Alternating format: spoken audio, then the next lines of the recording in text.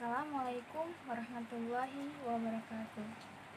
Perkenalkan, nama saya Mana Rahmah dan teman saya Irjat Nudin. Kami dari kelompok 2 ingin mempresentasikan sistem pendidikan Islam di Indonesia. Sebelum memulai materi, alangkah baiknya kita membaca bismillah. Bismillahirrahmanirrahim. Saya persilakan untuk Irjat menyampaikan materi. Terima kasih. Bismillahirrahmanirrahim. Sistem pendidikan Islam di Indonesia terdiri atas sistem pendidikan nasional, kedudukan pendidikan Islam dalam pendidikan nasional, peran pendidikan Islam dalam sistem pendidikan nasional. Sistem pendidikan nasional kita ketahui bahwa definisi pengertian dari pendidikan adalah usaha sadar dan perencanaan untuk mewujudkan suasana belajar dan proses pembelajaran agar peserta didik secara aktif mengembangkan potensi dirinya untuk memiliki kekuatan spiritual keagamaan, pengendalian diri, kepribadian, kecerdasan, akhlak mulia, serta keterampilan yang diperlukan dirinya masyarakat, bangsa, dan negara.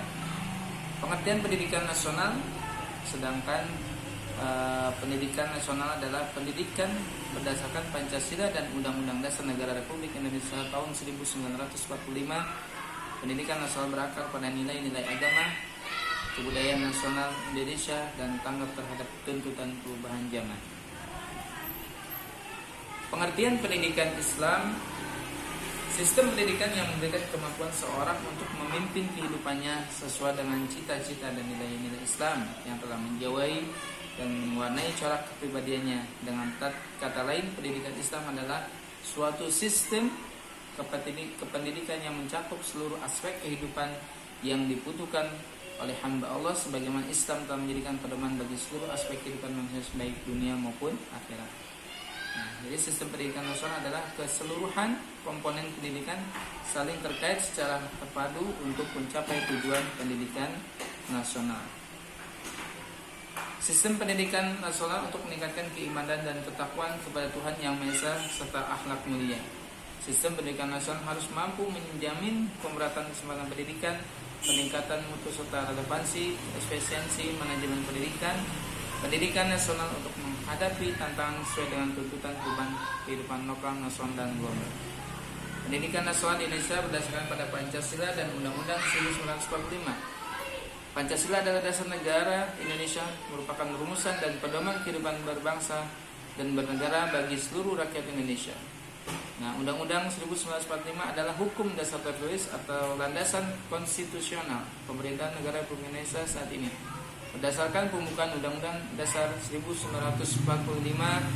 pemerintah Indonesia bertanggung jawab untuk mencerdaskan kehidupan bangsa dan mengamankan pemerintahan Indonesia untuk mengusahakan dan dengan suatu sistem pendidikan nasional.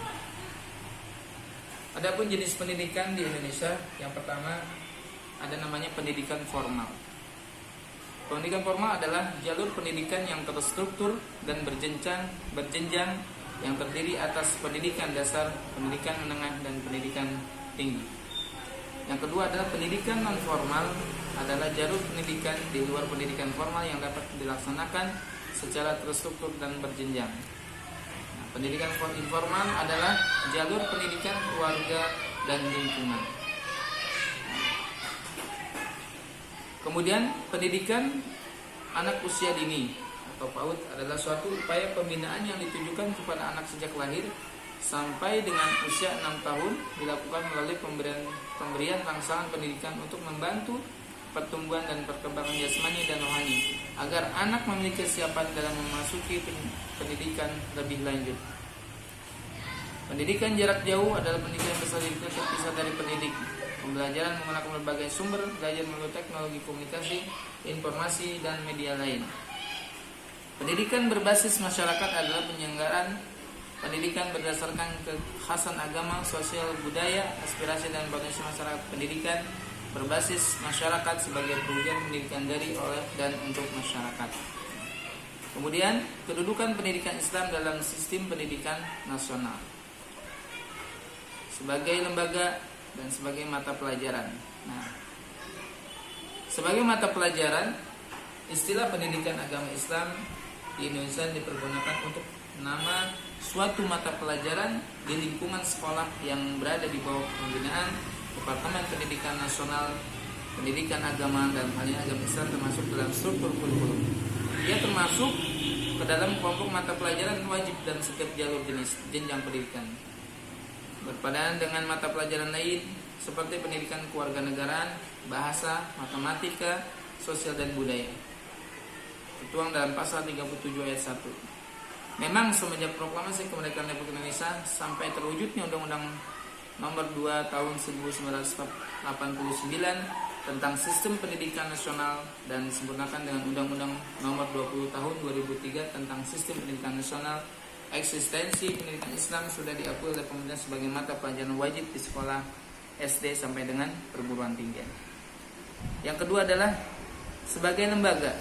Apabila pendidikan agama Islam di lingkungan lembaga pendidikan yang berada di bawah naungan Departemen Pendidikan Nasional terwujud sebagai mata pelajaran, maka di lingkungan Departemen Agama terwujud sebagai satuan pendidikan yang berjenjang naik mulai dari taman kanak-kanak atau Rodotul Atfal sampai perguruan tinggi Al-Jami'at. Pengertian pendidikan keagamaan Islam di sini mengacu kepada satuan pendidikan keagamaan atau lembaga pendidikan keagamaan Islam. Kalau dalam Undang-Undang Nomor 2 Tahun 1989 tentang Sistem Pendidikan Nasional, lembaga pendidikan keagamaan yang diakui eksistensinya hanya yang berada pada jalur pendidikan formal atau sekolah. Namun dalam Undang-Undang Nomor 20 Tahun 2003 tentang Sistem Pendidikan Nasional, lembaga pendidikan keagamaan ini diakui dan dapat dilaksanakan pada jalur pendidikan non-formal, pesantren, madrasah, diniyah, dan dalam jalur pendidikan informal atau keluarga. Peran pendidikan Islam dalam sistem pendidikan nasional. Yang pertama, secara filosofis, ontologis, dan aksiologis, pendidikan Islam relevan dan merupakan bagian integral dari sistem pendidikan nasional. Bahkan secara sosiologis, pendidikan Islam merupakan aset nasional, maka posisi pendidikan Islam sebagai subsistem pendidikan nasional bukan sekadar berfungsi sebagai suplemen, tetapi sebagai komponen substansial. Artinya pendidikan Islam merupakan komponen yang sangat menentukan perjalanan pendidikan nasional. Keberadaan pendidikan Islam sebagai subsistem pendidikan nasional diakui semakin menemukan posisi yang kuat. Posisi ini terlihat dengan diberikannya kebebasan untuk mendirikan lembaga-lembaga pendidikan Islam sebagai salah satu pengembangan ajaran agama Islam di samping sebagai lembaga pendidikan. Posisi kuat itu terlihat dengan adanya mata pelajaran agama Islam pada tiap-tiap sekolah yang ada di Indonesia. Demikian untuk presentasi kelompok kami. Untuk selanjutnya kami serahkan kepada Rahma. Terima kasih. Mohon maaf. Assalamualaikum warahmatullahi wabarakatuh. Alhamdulillah, materi telah disampaikan. Semoga materi yang telah disampaikan dapat bermanfaat bagi kita semua. Jika ada teman-teman yang ingin menambahkan materi atau ingin mengkritik atau memberikan saran atau bertanya, kami persilahkan. Terima kasih. Sekian presentasi dari kelompok 2. Jika ada kekurangan atau kesalahan, mohon dimaafkan. Siapapun yang berjuang mencari ilmu karena Allah akan dijaga setiap langkah perjalanannya sampai ia kembali. Terima kasih. Wassalamualaikum warahmatullahi wabarakatuh.